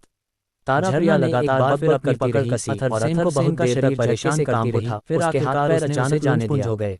हालांकि अब उसमें कोई हरकत नहीं बची थी। एक बहुत ही चालाक मुस्कान दिखाई और झरना मन ही मन एक लंबी सांस ली। चौथे बड़े भाई शक्ति चौथे बड़े भाई सीधे अथर्व सेन के हृदय में प्रवाहित सहायक से मिलवाया है, उसकी धड़कन दोबारा शुरू हुई। चीजों को खराब नहीं करना चाहिए। अथर्व ने अपनी आंखें सेन एक ऐसा व्यक्ति था जिसे रमन मेहरा और अमरनाथ 3 साल युवा ने दृढ़ स्वर में कहा 3 साल से ज्यादा नहीं से उसके पास रसायन विज्ञान के क्षेत्र में एक आश्चर्यजनक आदेशों का पालन करूंगी। यदि विराट साल बाद अथर्व सेन की सहायता प्राप्त करने में सक्षम था, तब तक निश्चित रूप से असंख्य मार्शल कलाकार उसके साथ जुड़ने के लिए तैयार होंगे। पूरी तरह मुक्त हो जाएगी, किसी अन्य कारण से नहीं। धर्मपाल सेन और उसके साथ ही गोलियों के लिए अजीब सी खर्राटे जब कोई मार्शल कलाकार साधना करता है तो उसे अपनी साधना को सहारा देने के लिए निश्चित रूप से की गोलियों की सहायता की आवश्यकता होगी। पूरी तरह से हैरान थे। अगर पार्टी में चीजों की देखरेख करने वाला कोई दिक्कत श्रेणी का कीमिया उन्होंने सही में झरना को सभी मार्शल कलाकारों के लिए बहुत आकर्षक सेन की अनुयायी फॉलोअर बनने को तैयार हो गई। छोटी लड़की की साजिश समझ त्याज्य लड़के की शरण स्वीकार करने ज्यादा नहीं सोचा। ये वास्तव में इस विराट सिंघाल को देखना चाहता था, कुछ गलत सुनना चाहता था कि वह कितना प्रतिभाशाली में आते हुए अपनी हथेली उठाए और हल्की मुस्कान के साथ अथर्वसेन के साथ पंजीकरण कराने गया। 3 साल ड्रैगन मार्शल टूर्नामेंट के लिए प्रतिभागी केवल स्थानीय क्षेत्र तक ही सीमित जरूर कि वह धर्मपाल सेन और उसके जैसे घटिया लोगों के स्तर से ऊपर उठ आवश्यकता थी, क्योंकि यह अपने जीवन को लेकर डरने की नामांकन कोटा से संबंधित योजक चिन्ह में 36 शहर थे और उन सभी के लिए मार्शल आर्ट का आगे बढ़ाए और उसे अथर्वसेन की हथेली से मिला दिया। कुछ उच्च थे और कुछ एक मार्शल आर्टिस्ट के बीच किया जाने वाला कलाकार जिसने मार्शल आर्ट के उच्च स्तर वाले शहर में एक क्या ही नाजुक केवल 60वां स्थान जब उनकी हथेलियां आपस में टकराई के निम्न स्तर वाले शहर में एक टूर्नामेंट में 40वां स्थान प्राप्त करने में सक्षम होगा। भले ही वह पहले सूर्यवंश स्तर का महान योद्धा और नामांकन के लिए अर्हता प्राप्त करने में सक्षम होने के लिए टूर्नामेंट में भाग लेने के लिए एक कमजोर शहर की ओर स्वयं को उसकी सेवा में समर्पित करती के लोग ही, लेकिन जब उसकी आत्मा हिस्सा ले शरीर में विलीन हो दूसरे शहरों के लोग भी इसमें हिस्सा लेने नहीं आ सकते थे। अब एक पूर्ण उम्र में लौट आया हो, हर कोई अपने अपने इलाके की रक्षा करता था, वर्षों से महसूस नहीं किया। पंजीकरण के लिए बड़ी संख्या में लोग कतार में खड़े थे और कतार ऐसा लग रहा था जैसे वह सचमुच फिर से 16 साल कतार में शामिल हो गया। अथर्वसेन को यह बदलाव पसंद आया, यही तो असली जिंदगी पहले ही त्याग दिया था जो उसने अपने पिछले जीवन जानवर की बकवास को नजरअंदाज सब कुछ नए सिरे से शुरू हुआ था और वह एक साधारण आदमी के स्तर से आगे बढ़ रहा था। टोका वह चाहता था कि अथर्व फिर कोई तमाशा खड़ा करे। करीब 2 घंटे बाद उसकी बारी आई। वो तो असल में सामने सिर्फ एक ही व्यक्ति बचा था, वो इस लेकिन इसी समय एक युवक ने काले नजर के 4 मजबूत पुरुषों के साथ कतार में खड़े अन्य लोगों को किनारे जरूर उसे ठिकाने लगाएगा। वे पांचों पंजीकरण बिंदु पर आए और सीधे एक बार के सामने कतार में घुस गए। सूर्यकुंड विद्या संस्थान में वाली कतार में शामिल के लिए मेरे पिताजी ने अपनी जान जोखिम में जताते हुए कहा, और अब वे बैंगनी प्रकाश घाटी की ओर से जान जोर से हंसने लगा और आप अविश्वास से भरे भाव के साथ उस पद को छीनने की कोशिश कर रहे चाहते हो कि मैं कतार में लग जाऊं? आपको जरा भी शर्म नहीं आती? क्या तुम जानते हो कि मेरे चेहरे पर जरा भी गर्मी महसूस नहीं हो रही? चीफ बटलर धृष्ट, मुझे परवाह नहीं है कि तुम इस तरह बात करने की हिम्मत कैसे कर रहा है। अथर्वसेन धर्मपाल से अचानक चिल्लाया। अब तक झरना ऐसे मामलों में दिलचस्पी जैसे उसने कोई महान चुटकुला सुना हो। अथर्वसेन से सौदा हुआ है, उसका रवैया अब स्वाभाविक रूप से बदल चुका था। मैं तामेश जिन हूं और मेरा बड़ा भाई शामेश जिन है। सकती थी यहाँ शामिल हो क्या रहा है? ड्रैगन मार्शल टूर्नामेंट मुझे इसकी पूरी जानकारी चाहिए। प्रतियोगी माना जाता था। योजक कोई आश्चर्य नहीं। धर्मपाल सेन ये दिखावा कर सकते थे कि उन्होंने कबीला का युवा शब्दों को होने और एक अत्यंत शक्तिशाली बड़े शब्दों के साथ उसे अहंकारी व्यवहार करने का पूरा हक था।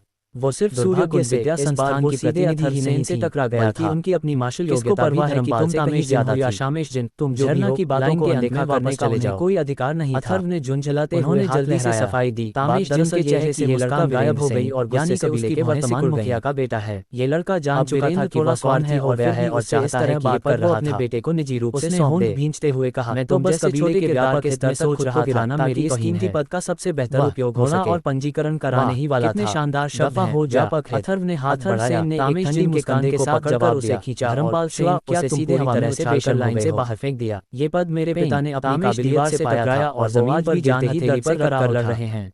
युवा स्वामी कबीले से क्या लेना देना? काले कपड़ों में 4 लोग तुरंत टांग अड़ाने का क्या हक है? उठाने लगे। तुम तो बस इसे अपने पोते को देना चाहते हो ताकि कल को जब उसका कल्टीवेशन सीधे मेरे बुरे आदमी की ओर बढ़ा जो पंजीकरण कर रहा था की गद्दी में तुम्हारी मदद करना चाहता हूँ। तुम इतनी घटिया चाल चलना चाहते हो, फिर भी खुद को कबीले का वफादार कह रहे हो। साधारण दिख रहा था, कार है तुम ऊर्जा साफ बता रही थी कि वह गशिंग स्प्रिंगफील्ड का कल्टीवेटर था। सीधी सपाट बातों के बाद सच में मेरे खिलाफ कदम उठाने की हिम्मत कांपने लगा और अब ऐसे बर्ताव कर रहा है जैसे कुछ हुआ ही नहीं। थूकने की नौबत आ गई। तामेश जिन ने 4 हटे आदमियों को धक्का देकर बेइज्जती और तेजी से आगे बढ़ा। उसकी आंखों से आग निकल रही थी। सेन का चेहरा गुस्से से लाल पड़ गया। कबीले का इकलौता ऐसा लड़का जिसे और मिट्टी का कीड़ा का छोटा भाई आज उसे खुलेआम किसी ने सामने इज्जत पर हाथ डालने की जरूरत की। अगर वो अथर्वसेन को कोई कड़ी सजा नहीं देते तो उनका गुस्सा उन्हें जैसी ठंडी आवाज में शायद सच में उन्हें आंतरिक क्या समझता है जो मेरी बेइज्जती करने की हिम्मत कर रहा है। तामेश जिन ने गुस्से से दहाड़ते हुए कहा और अथर्वसेन घुमाया और झरना की ओर देखा। ये शोर शराबा क्यों मचा रखा है? संस्थान में दाखिला लेने में कोई जिम्मेदारी संभाल रहे बूढ़े व्यक्ति ने नाराज होकर हुआ समझौता अब रद्द समझो। तूने मेरी बात में बदले में विद्या संस्थान मुझे तुरंत औषधीय जड़ी बूटियों का मुआवजा दे। वह घमंड में पला बड़ा था और झरना ने उसे हिलाया। इसलिए उसने अपने शिष्य पर दोबारा सर्च ट्रेन करने के लिए सबसे पहले तो बड़ी मात्रा में मेडिसिनल हर्ब्स की जरूरत है। तो सच में मौत को दावत दे रहा है। धर्मपाल सेन ने तुरंत जोर से चिल्लाया, पिछली से गई गुजरी जा रही है। तुम दोनों में से ये लौंडे पूरी तरह से अक्ल से पैदल हो चुके हैं। क्या तुम्हारी सुनने की ताकत भी चली गई है? फिर उसने अपना दाहिना हाथ बढ़ाया और एक झटका दिया। मेरे पिता ने अपनी कड़ी में जबरदस्त ऊर्जा की लहर निकली। इसका तुमसे क्या लेना देना? लहर से उछलकर पंजीकरण हॉल के बाहर जा गिराने वाले। फिर उसने जैसे ही हाथ झरना की ओर देखा और बोला, यह आदमी तो वाकई में कोई तुम्हारे लिए पहला आदेश है। कुछ क्षण के चेहरे हैरानी से भर उठे। इस बूढ़े कुत्ते को मेरे काबू में करो, जो बस पंजीकरण की जिम्मेदारी संभाल रहा था। असल में एक महान योद्धा है। हल्की सी हिचकिचाहट के बाद याद आ गया, ये तो वही है। ड्रैगन राजा के शाही परिवार का मुख्य मौखिक मंत्र दे चुका था। ड्रैगन राजा का मुख्य संकेत था कि वो अपने वचनों और रिश्तों को गंभीरता से ले रहा है। मुझसे क्यों पूछ रहे हो भाई, अपनी निष्ठा दिखाने की? जैसे ही किसी ने बूढ़े की पहचान बताई, बनने के लिए तैयार हो गई। फुसफुसाहट शुरू हो गई। अनुयायी शब्द थोड़ा बड़ा लग सकता है, जो अभी तक बदला लेने के मूड में था, अब एकदम ठंडा पड़ चुका था सेवक की तरह।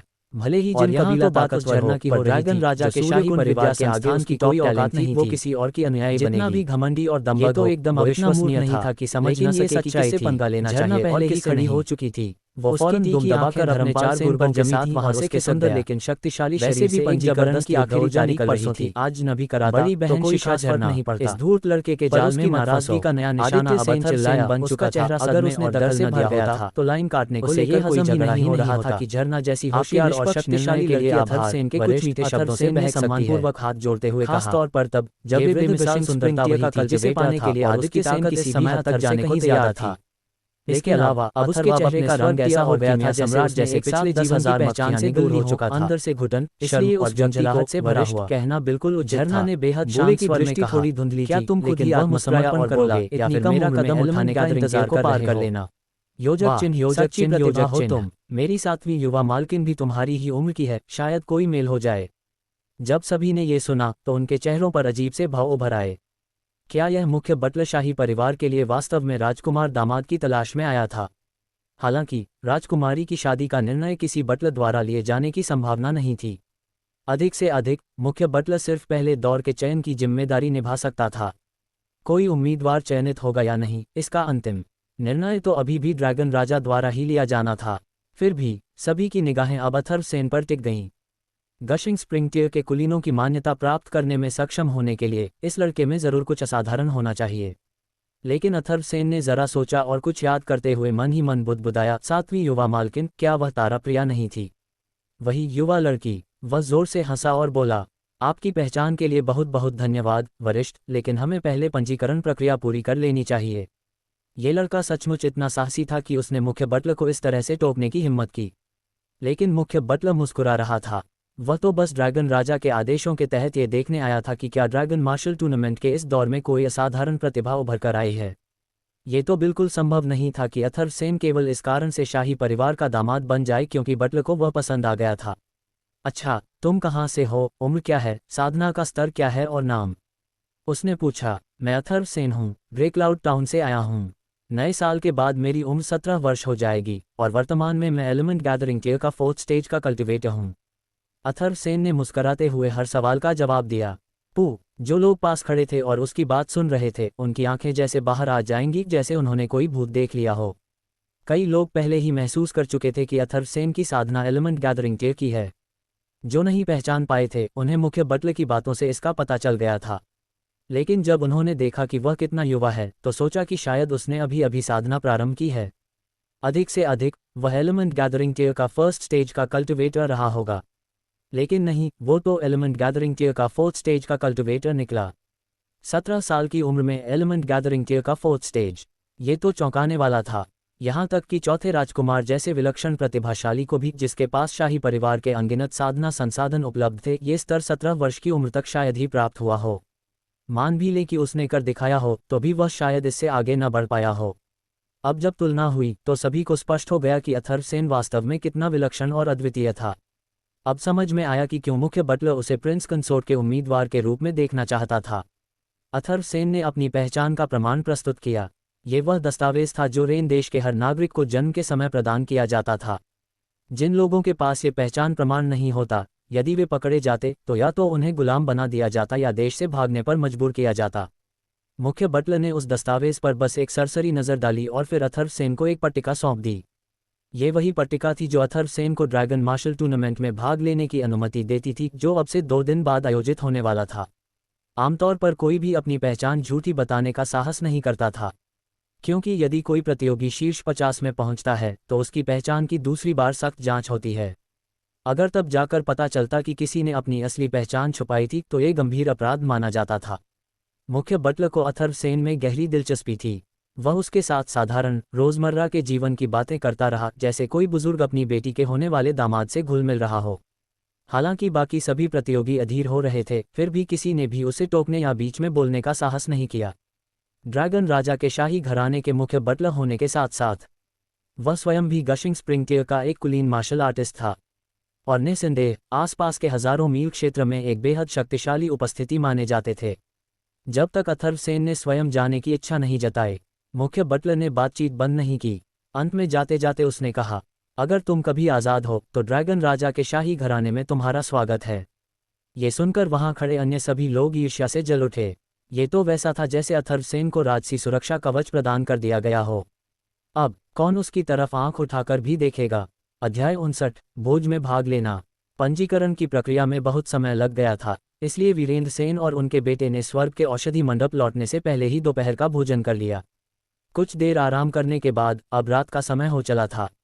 अथर्वसेन और झरना लियू ने कुछ हल्की तैयारी की और फिर रात्रि भोज में सम्मिलित होने के लिए चौथे राजकुमार के निवास की ओर प्रस्थान किया। चौथे राजकुमार का निवास ड्रैगन सम्राट के शाही निवास से बस एक गली की दूरी पर था, इसलिए दोनों जगहें अत्यंत निकट थीं। हालांकि ड्रैगन सम्राट की संतानें कई थीं, परंतु उनमें से केवल 2 को ही अपना व्यक्तिगत निवास रखने की अनुमति प्राप्त थी। प्रथम राजकुमार और चौथा राजकुमार। प्रथम राजकुमार विराट सिंघाल ने बचपन से ही अपनी विलक्षण प्रतिभा का परिचय दिया था।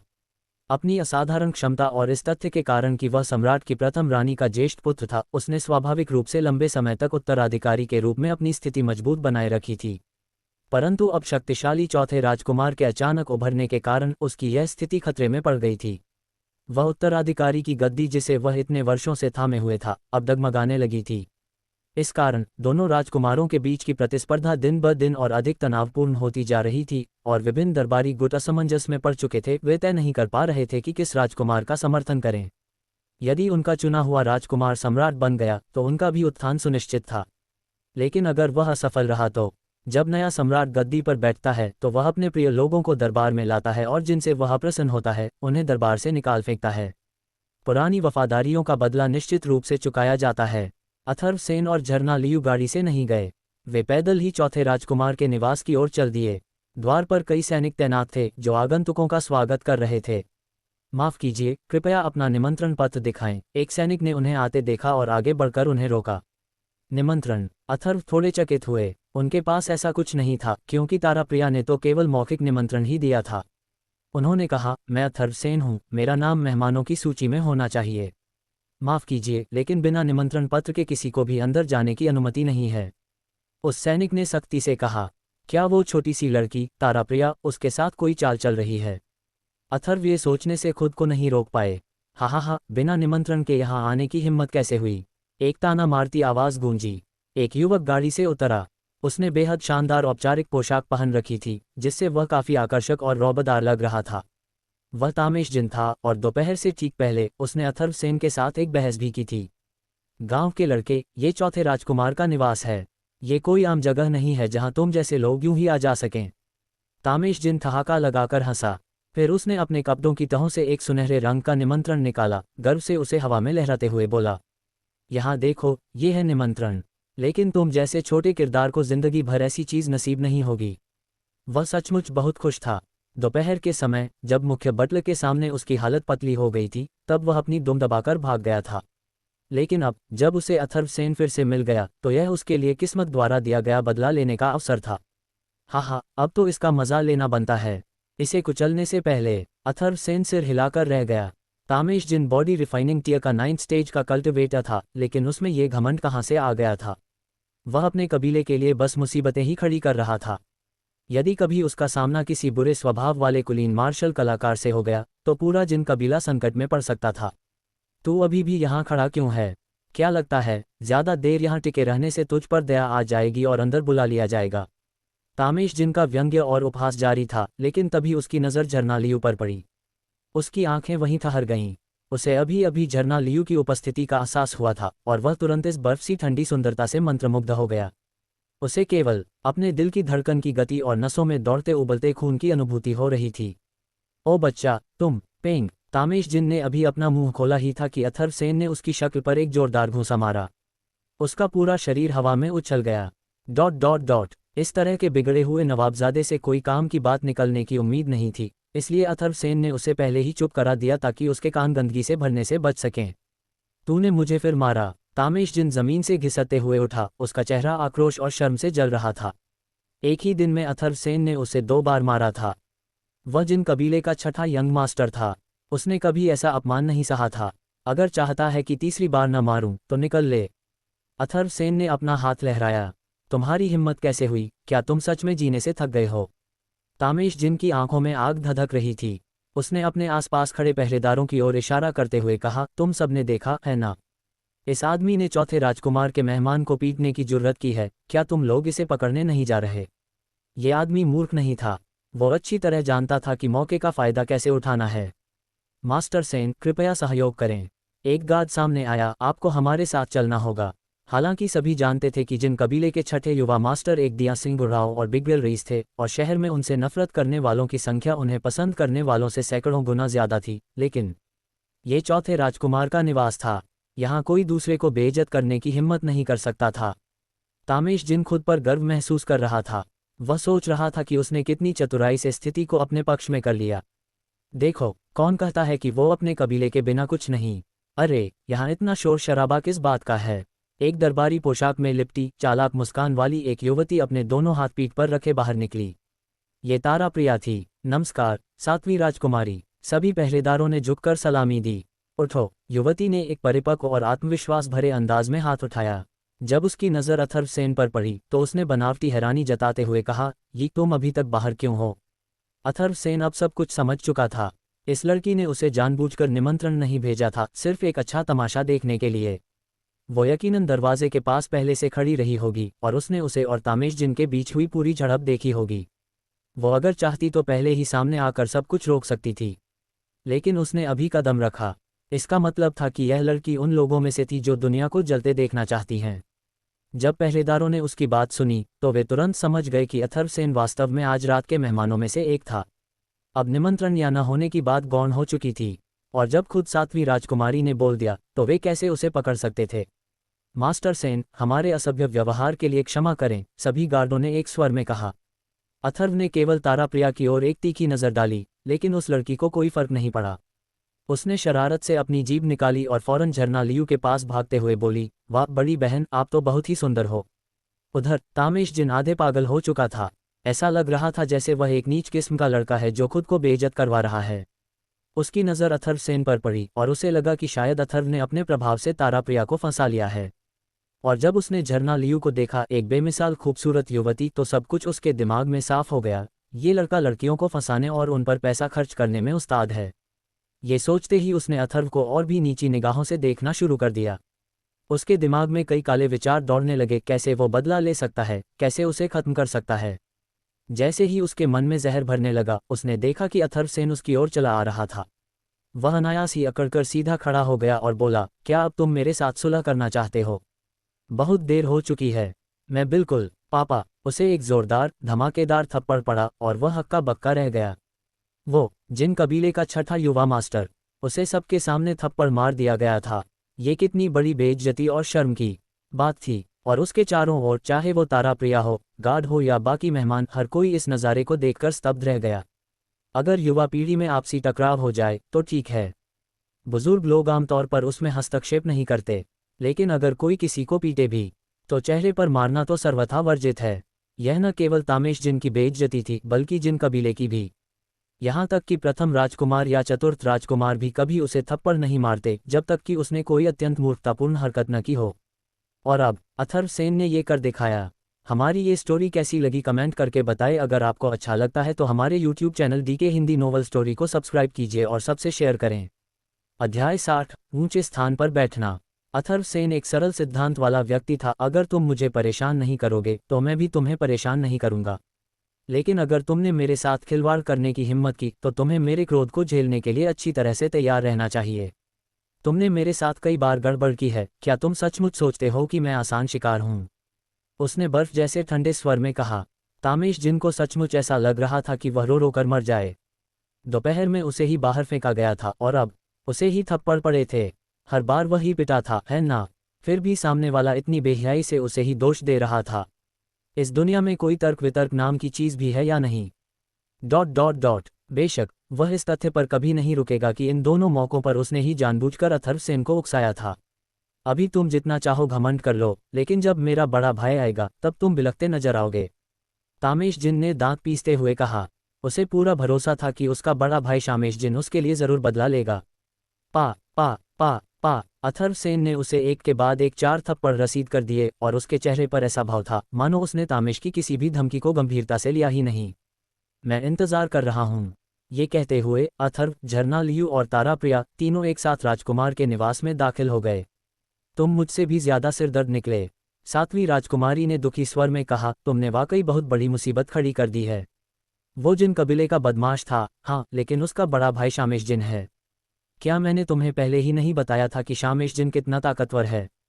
और फिर भी तुमने उस गधे तामेश को भड़काया। हे भगवान, मुझे तुरंत मास्टर को खबर देनी होगी। उनसे कहूंगी कि तुम्हारे लिए ये गंदगी साफ करें। मैं इस बवाल में फंसने वाली नहीं हूँ। अथर्वसेन ने मुस्कराते हुए उसके सिर पर हल्की थपकी दी और कहा, अगर तुमने गंदे इरादे न रखे होते और मुझे निमंत्रण देने में विफल न हुई होती तो ये सारी परेशानी होती ही क्यों? क्या बुरे इरादे हैं? आपको किसी निर्दोष व्यक्ति के साथ गलत नहीं करना चाहिए। ताराप्रिया ने जोर से सिर हिलाते हुए कहा। उसका सिर इतनी तेजी से हिला कि वह किसी खड़खड़ाते ढोल की तरह लग रही थी। वह किसी भी हालत में इस आरोप को स्वीकार नहीं करने वाली थी। मैं बस भूल गई थी, ठीक है, सिर्फ भूल गई थी। फिर उसने बिगड़ल बच्चे जैसी मासूमियत से झरना लियू की ओर देखा और बोली, बड़ी बहन लियू, क्या आप मुझसे सहमत नहीं हैं? झरना लियू ने अपना शांत और सौम्य व्यवहार बनाए रखा, जिससे ताराप्रिया की आंखें चमक उठीं। उसे वाकई लगा कि यह बड़ी बहन एक बहुत ही गंभीर और व्यक्तित्व से भरी महिला है। तीनों आगे बढ़कर मुख्य हॉल में पहुंचे। वहां करीब 100 टेबलें थीं, लेकिन वे आम गोल टेबलें नहीं थीं, बल्कि लंबी पतली सी टेबलें थीं जिन पर एक समय में अधिकतम 2 व्यक्ति बैठ सकते थे। इस व्यवस्था का उद्देश्य ये था कि प्रत्येक अतिथि को अपनी अलग जगह मिले। यदि कोई किसी को साथ लाया था तो दोनों एक ही टेबल पर बैठ सकते थे। इन टेबलों को मुख्य द्वार से लेकर भीतर तक 5-5 की पंक्तियों में सजाया गया था।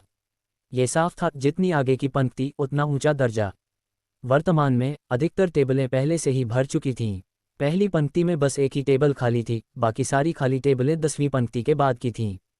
बस कहीं बैठने की जगह देख लो, ताराप्रिया ने हल्की सी मुस्कान के साथ कहा, एक चालाकी भरी मुस्कान। उसने अथर्वसेन के सामने एक छोटी सी परीक्षा रख दी थी। वह देखना चाहती थी कि यह व्यक्ति खुद को कहाँ बैठाना पसंद करेगा। ये वास्तव में एक जाल था। पहली पंक्ति में जगह तो थी, लेकिन वहां बैठने का अधिकार केवल युवा पीढ़ी के सबसे शक्तिशाली और प्रतिष्ठित योद्धाओं को ही होता था। अथर्व का वर्तमान कल्टिवेशन लेवल इस दर्जे से काफी पीछे था। लेकिन अगर अथर्वसेन चुपचाप पीछे जाकर बैठ जाता तो इससे ये संकेत मिलता कि उसमें महत्वाकांक्षा की कमी है और वह ज्यादा दबाव में आत्मसमर्पण कर सकता है। लेकिन अथर्वसेन ने इस तथाकथित कठिनाई पर जरा भी ध्यान नहीं दिया। उसने बस सिर हिलाया और बिना किसी झिझक के पहली पंक्ति की ओर बढ़ गया। भले ही उसने अपने पिछले जीवन का गौरव खो दिया हो, पर अब भी उसके भीतर एक सच्चे वॉरियर का दिल धड़कता था। पहली पंक्ति में जगह थी तो वहीं बैठना उसका स्वाभाविक चुनाव था। ताराप्रिया ने चुपचाप अपनी जीभ बाहर निकाली। वह जानती थी कि अब कोई बड़ा तमाशा देखने को मिल सकता है, लेकिन उसने सीमा नहीं लांघी। उसने तुरंत एक नौकर को आदेश दिया कि स्वर्ग औषधि मंडप के अमरनाथ को सूचित करे, क्योंकि अगर हालात काबू से बाहर हो गए तो संभालना मुश्किल हो जाएगा। जब अथर्वसेन को आगे की ओर बढ़ते देखा गया तो जो लोग पहले से ही अपनी सीटों पर बैठे थे वे सभी चौंक गए। वे सभी एक ही बात सोच रहे थे, यह आदमी कौन है? ऐसा लग रहा है जैसे ये पहली पंक्ति में बैठने वाला है। लेकिन पहली पंक्ति की 5 मेज़ों में से 4 पहले से ही भर चुकी थीं। आखिरी खाली मेज़ का भी एक मालिक था, बस वह अभी तक वहां पहुंचा नहीं था। वह मेज़ शामेशजिन की थी। क्या यह आदमी पागल है? इसे शामेशजिन की मेज़ पर बैठने की हिम्मत कैसे हो गई? दिलचस्प। पहली पंक्ति में बैठे 4 लोग मुस्कुराए। कुछ के चेहरे पर मजाकिया मुस्कान थी, जबकि कुछ सच में उत्सुकता से मुस्कुरा रहे थे, सोचते हुए कि ये बदमाश कहीं कोई घमंडी मूर्ख तो नहीं, या फिर ऐसा कोई व्यक्ति है जिसके पास इसे साबित करने की असली ताकत हो। हालांकि बहुत जल्दी ही उनकी नज़र झरना लियू पर गई। ये युवती सचमुच बेहद खूबसूरत थी। भले ही वह थोड़ी ठंडी लग रही थी, लेकिन वह भी एक प्रकार का आकर्षण था। और फिर वह बहुत शक्तिशाली भी थी। क्या हो सकता है कि वह कोई मालकिन हो और ये लड़का उसका सेवक? हाँ, ऐसा सोचना ज्यादा तर्कसंगत था। पफ, चारों की सांस जैसे अटक गई जब उन्होंने देखा कि अथर्वसेन पूरे आत्मविश्वास से जाकर बैठ गया, जबकि झरना लियू उसके बगल में बैठी। इससे यह एकदम साफ हो गया कि असली मालिक कौन है और सेवक कौन। ये सच में अकल्पनीय था, इतनी जबरदस्त सुंदरता और ताकत से भरी युवती सिर्फ एक बिगड़ैल लड़के के साथ बैठ सकती थी। आखिर ये लड़का है कौन? जरूर यह किसी शक्तिशाली वंश का उत्तराधिकारी होगा, वरना वह शामेश जिनकी मेज पर बैठने की हिम्मत नहीं कर सकता था। हा हा हा हा, मैंने आप सबको इंतजार करवाया है ना। तभी एक लंबा पतला आदमी मुख्य सभा हॉल के भीतर से निकला। उसकी हंसी हर कोने में गूंज गई। उसकी चाल बहुत प्रभावशाली थी और उसके चेहरे पर आत्मविश्वास की झलक थी। ये कोई ऐसी शक्ति नहीं थी जो किसी शासन से आती हो, बल्कि यह अपने भीतर के आत्मविश्वास की छवि थी। नमस्कार चौथे राजकुमार। सभी लोग तुरंत अपनी सीटों से उठ खड़े हुए। अब जब मेजबान आ चुका है तो मेहमानों को खड़े होकर उसका सम्मान देना ही था। चौथे राजकुमार विराट सिघाल की अपनी एक मेज थी जो सबसे आगे थी। वह दरवाजे की ओर मुंह करके बैठा करता था, जबकि बाकी लोग दीवारों की ओर मुंह करके बैठते थे। बैठिए सभी लोग, कृपया बैठ जाए। चौथे राजकुमार विराट सिघाल की नज़र जब अपने मेहमानों पर पड़ी तो उसने पहली पंक्ति में एक अजनबी चेहरा देखा और थोड़ा चौंक गया। ये कौन है? इसने शामेश जिन की मेज़ कैसे ले ली? लेकिन फिर उसकी नज़र झरना लियू पर पड़ी और उसका दिल कांप उठा। चूंकि वह भी सूर्यकुंड विद्या संस्थान से जुड़ा था तो स्वाभाविक रूप से उसने झरना को लियू कबीले की एक विशिष्ट कन्या के रूप में पहचान लिया, लेकिन वह वास्तव में अथर्वसेन के बगल में बैठी थी। ये विराट सिघाल को जैसे जोर का झटका लगा हो।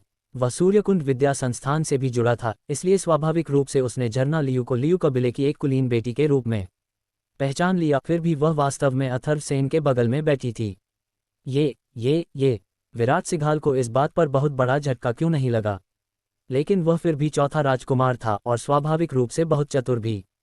उसके चेहरे के भावों में कोई बदलाव नहीं आया, हालांकि उसकी आंखें कुछ पल झरना लियू के रूप और आभा पर टिकी रहीं। इससे किसी को कोई शक नहीं हुआ, क्योंकि यह एक सामान्य बात थी। वह इतनी खूबसूरत थी कि कोई भी पुरुष उसे एक पल और निहारना चाहेगा। मैं आपको परिचय कराता हूँ। विराट सिघाल ने मुस्कुराते हुए आत्मविश्वास और शाही शांति के साथ अपना असली राजसी स्वभाव दर्शाया। उसने पहली पंक्ति में बाईं ओर पहले व्यक्ति की ओर इशारा किया। ये तामिश खान हैं, भाई तामिश। ये स्टोन वुल्फ संप्रदाय के गुरु के व्यक्तिगत रूप से प्रशिक्षित शिष्य हैं। भाई तामिश, बहुत दिन हो गए, आप तो अब एनर्जी स्प्रिंग टियर में प्रवेश करने ही वाले हैं, है न? तामिश खान दिल खोलकर हंसे और बोले, चौथे राजकुमार, आप मुझे चिढ़ा रहे हैं। भले ही आप खुद एनर्जी स्प्रिंग टियर तक नहीं पहुंचे, फिर भी ये कैसे हो सकता है कि मैं इस लायक हो जाऊं? भाई तामिश वाकई में बहुत विनम्र हैं। विराट ने बाईं ओर दूसरे युवक की ओर इशारा किया। ये हैं अरबाज बैली संप्रदाय के गुरु के पुत्र। अरबाज बैली बेहद युवा लग रहे थे, शायद सिर्फ 17 या 18 साल के। वह थोड़ा शांत स्वभाव के थे। उन्होंने केवल हल्के स्वर में हुँ कहकर अभिवादन किया। विराट सिघाल ने इस बात को दिल पर नहीं लिया और परिचय का क्रम जारी रखा। अगले हैं दानिश सिंघानिया, भाई दानिश। वह ब्लैक रॉक टाउन से हैं और अभी सिर्फ 18 साल के हैं। इन्होंने पिछले ड्रैगन मार्शल टूर्नामेंट में भाग नहीं लिया था, लेकिन मुझे पूरा विश्वास है कि इस बार का प्रदर्शन जरूर असाधारण होगा। ये हैं नवीन लियू, भाई नवीन। भाई दानिश की तरह ये भी 18 साल के हैं और इनके प्रदर्शन को लेकर मैं बहुत आशान्वित हूँ। और आखिरी, विराट की नज़र अथर्वसेन पर आकर ठहर गई और उनके शब्द अचानक थम गए। वह आगे कुछ बोल नहीं पाए, क्योंकि वह नहीं जानते थे कि क्या कहें। हालांकि उनके चेहरे पर कोई असहजता नहीं थी। इसके बजाय उन्होंने हल्की मुस्कान के साथ अथर्वसेन की ओर देखा, जैसे वह खुद ही अपना परिचय देने का इंतजार कर रहे हों। वह ये भी स्वीकार कर सकता था कि वह स्वयं भी जानना चाहता था आखिर यह युवक कौन था जो लियू कबीले की एक कुलीन बेटी को अपने साथ सेवा में रख सकता था। नमस्कार, स्वागत है आपका DK Hindi novels explain channel पर, जहां हर दिन आपको सुनने को मिलती है अलग अलग नॉवेल्स की दमदार ऑडियो बुक्स, वो भी पूरी कहानी के साथ। तो जुड़िए हमारे साथ हर दिन एक नई कहानी के लिए। चैनल को सब्सक्राइब कीजिए, कमेंट में बताइए कहानी कैसी लगी और अपने दोस्तों के साथ शेयर करना मत भूलिए। ये है डीके हिंदी नॉवेल्स एक्सप्लेन।